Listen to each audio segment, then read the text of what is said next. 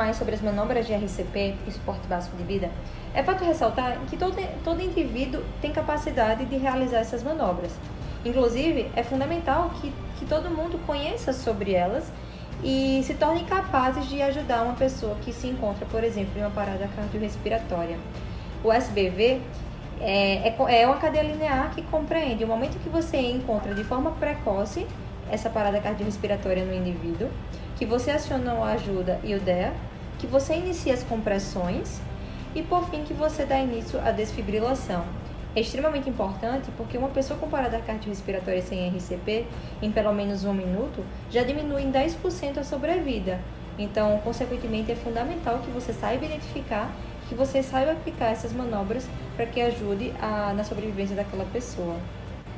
O suporte básico de vida envolve toda uma relação sistêmica de oxigenação, circulação, ventilação, tudo isso com o principal objetivo, que é manter as funções neurológicas intactas daquele paciente até que ele se recupere e que tenha sua circulação espontânea retomada. Dentre os fundamentos que envolvem as manobras de RCP, temos como primeiro lugar avaliar e checar o local, a segurança do local, porque uma pessoa que entra em parada cardiorrespiratória, ela precisa estar tanto segura como também o próprio socorrista e as outras pessoas que podem estar em volta. Não queremos mais uma vítima. É necessário também que o tempo mínimo seja de 10 segundos para que haja checagem de pulso ou, por exemplo, troca de equipe. É necessário que o paciente seja colocado em superfície rígida e também é fundamental que seja priorizado o fluxo sanguíneo em detrimento da ventilação. É muito mais importante. E com isso, os ciclos de RCP precisam ter uma duração de 2 minutos ou equivalente a 5 ciclos de 30 segundos.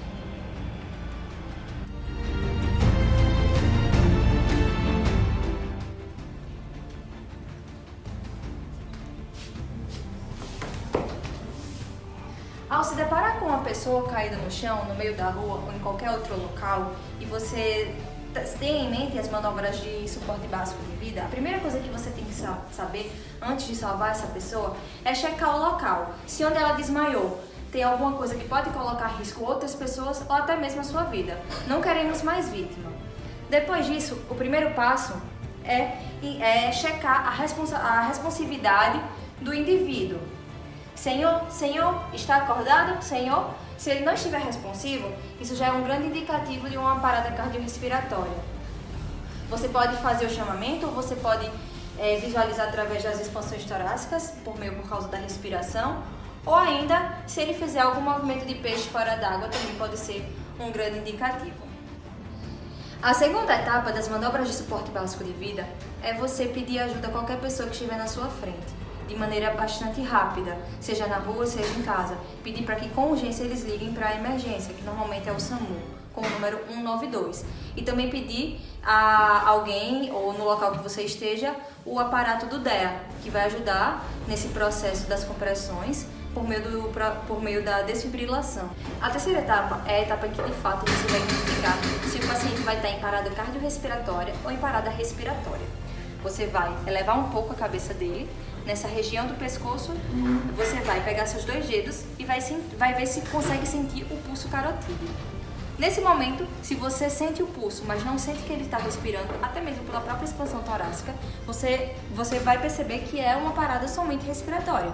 E vai iniciar através de ambu ou de qualquer outro instrumento uma ventilação de resgate, 10 ventilações por minuto. Lembrando que numa parada respiratória você não pode fazer respiração boca a boca, porque você só colocaria mais gás carbônico dentro do organismo dele. E o que ele necessita de fato nesse momento é só de oxigênio. Mas você checa o pulso e não sente, aí sim ele já pode estar em parada cardiorrespiratória. E é nesse momento que você se prepara para iniciar as manobras de RCP. A última etapa é de fato a etapa das compressões. E lembrando do que eu disse, as manobras de RCP, elas precisam ser sempre eficientes e vigorosas. Nesse momento, o paciente ele precisa estar numa superfície rígida, você precisa estar de joelho ao lado do paciente, com os braços totalmente estendidos, justamente porque é a força do ombro que vai fazer com que essas compressões elas sejam eficazes. Depois disso, de forma sutil, você levanta um pouco a blusa para que identifique a região correta para as compressões. E como é que você identifica essa região? Nessa parte do tórax existe um buraquinho que a gente chama de fúcula external. Externo é um osso que fica nessa região. Consequentemente, ao identificar essa fúcula ou esse buraquinho, você logo em seguida vai ver uma protuberância. Depois dessa protuberância, que é uma pequena elevação, você coloca 2 dedos abaixo dela e aí sim você identifica o local correto para as compressões. Para as compressões serem vigorosas, como eu já falei, você precisa estar com os braços estendidos, pega as 2 mãos, entrelaçam e através dessa região da mão você vai fazer a força para que a compressão seja feita. Vale lembrar que a profundidade dessas compressões elas precisam ser de 5 a 6 centímetros. Aqui eu não vou fazer com muita força, até porque o paciente está consciente e pode machucar. Mas no momento, essas compressões elas precisam ser de fato com força para que consiga fazer com que o coração bombeie de forma eficaz todo o sangue para o corpo e, consequentemente, com o passar do tempo, esse paciente consiga se recuperar. Nesse momento que eu estou fazendo as compressões, eu já pedi a ajuda do DEA. E aí, enquanto o DEA chega, eu vou fazendo as compressões. Lembrando que o esquema são 30 compressões para 2 ventilações. Como eu não posso fazer ventilação boca a boca e não tenho nenhum instrumento, eu vou ter que esperar o Ambu e o DEA chegarem para que depois eu faça as 30 compressões e alterne com as 2 ventilações. 1, 2, 3, 4, 5, 6, 7, 8, 9, 10, 11, 12, 13, 14, 15, 16, 17, 18, 19, 20, 21, 22, 23, 24, 25, 26, 27, 28, 29, 30. Aí de repente o DEA chega. Lembrando que você continua com as compressões. A pessoa que vai instalar o DEA no paciente que está em vítima de parada cardiorrespiratória é quem vai instalar as PAs. Após o processo de desfibrilação, que vai acontecer de maneira automática, você tem que se afastar durante esse processo com as PAs colocadas no local correto, que é no tórax e na base do coração. Você vai dar continuidade às compressões de forma contínua e vigorosa até a emergência chegar. Lembrando que, nesse momento, vão ser ciclos sempre de 2 minutos ou 5 ciclos de 30 segundos, alternando sempre 30 compressões para 2 ventilações. E se for trocar com outro socorrista, lembrando que essa troca só pode ser de até no máximo 10 segundos, porque você não pode ter um intervalo grande dessa troca. Então você vai continuar com as compressões contínuas, como no início, depois do processo de identificação do ritmo chocal. 1, 2, 3, 4, 5, 6, 7, 8, 9, 10, 11, 12, 13, 14, 15, 16, 17, 18, 19, 20, 21, 22, 23, 24, 25, 26, 27, 28, 29, 30. 1, 2, 3, 4, 5, 6, 7, 8, 9, 10, 11, 12, 13, 14, 15, 16, 17, 18, 19, 20, 21, 22, 23, 24, 25, 26, 27, 28, 29, 30.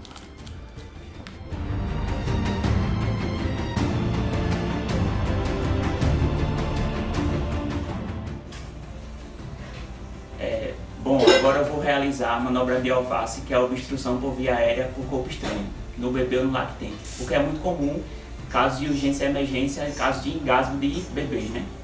A primeira coisa que você tem que saber é se a obstrução é uma obstrução parcial ou total. Na obstrução parcial, o bebê ainda consegue respirar e emitir som, apesar da respiração ser um pouco debilitada. Então você vai pegar o bebê e levar ele para uma urgência e emergência mais próxima, até de onde você está, né? Se for uma obstrução total, quais são as características? O bebê não consegue chorar, o bebê não emite som e as extremidades dele começam a ficar roxeadas, ou seja, cianóticas. Aí você vai pegar o bebê e realizar a manobra rapidamente para que essa obstrução seja expelida e o bebê volte a respirar. Então você vai pegar o bebê, inclinar ele um pouco, né, para ajudar na gravidade. Pegar aqui na região occipital e fazer 5 golpes. 1, 2, 3, 4, 5. Esse golpe tem que ser um pouco forte para que seja feito como se fosse assim, um reflexo de tosse mesmo, entendeu? E depois você vai revirar ele, lembrando que você vai segurar ele na mandíbula para abrir, né, a boca dele. e vai também golpear 5 vezes nessa região aqui, interescapular. 1, 2, 3, 4, 5. Você vai repetir esse movimento de 1 a 2 minutos até que o bebê volte a respirar.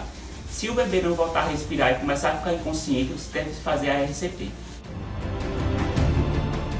Agora eu vou falar um pouco sobre o engasgo em crianças maiores de 1 ano. O que é que a gente faz? A gente utiliza a mesma manobra utilizada em adultos, que é a manobra de Heimlich, só que com uma pequena diferença. Nas crianças, você pode se ajoelhar e colocar a criança um pouco lateralmente a você, ou pode colocá-la no seu colo, e deve-se evitar fazer com a criança deitada.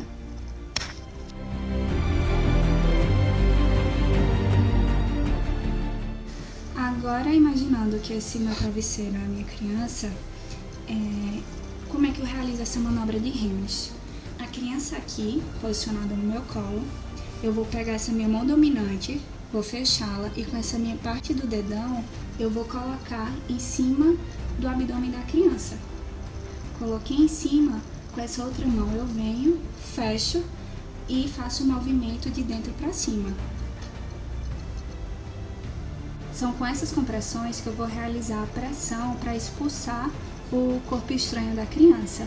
Caso ela não apresente melhora ou não consiga retirar esse corpo estranho, eu deito ela na superfície rígida, peço ajuda, peço DEA e inicio as compressões de reanimação cardiopulmonar.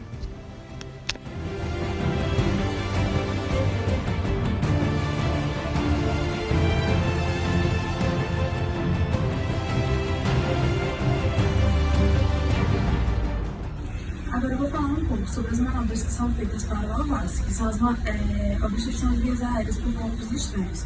As causas geralmente são próteses, vômito, corpos estranhos, objetos, e a mais comum é a queda da língua.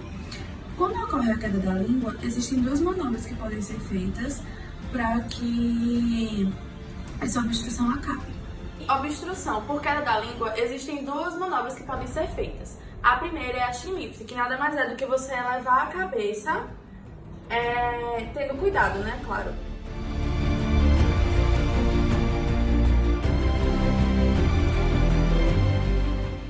E a segunda é a jaw thrust, que você pega aqui na mandíbula e eleva essa mandíbula.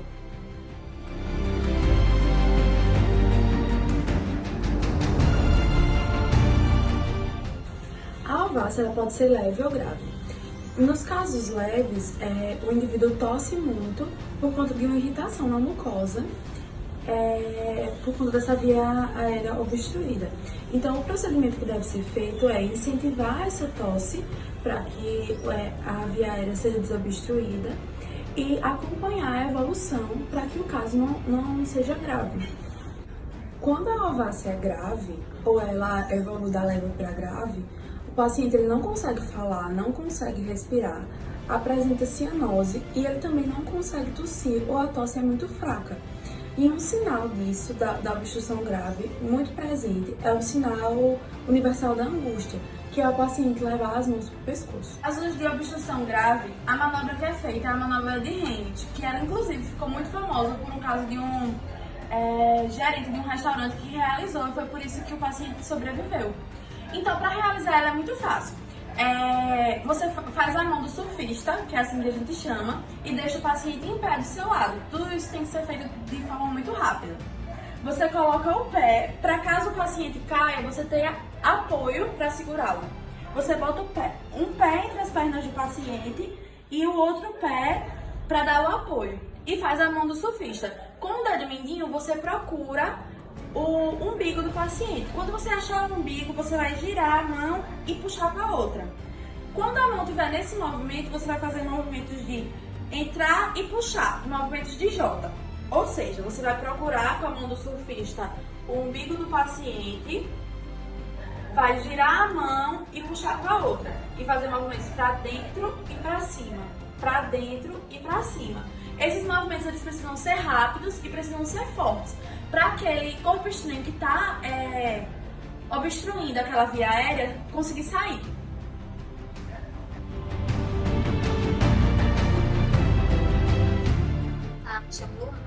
e eu vou explicar como é a abordagem do RCP em paciente bariátrico. O primeiro passo de tudo é você identificar a parada. Você vai identificar essa parada e você vai ver se você está em um local seguro. Estando em um local seguro, você vai checar a responsividade da criança. Juninho, tá me escutando? Se a criança não responde, você vai checar o pulso carotídeo e também anteriorizar um pouco a cabeça da criança para abrir as vias aéreas e fazer a checagem se ela está ventilando ou não. E vai fazer a checagem do pulso carotídeo. Isso em até 10 segundos.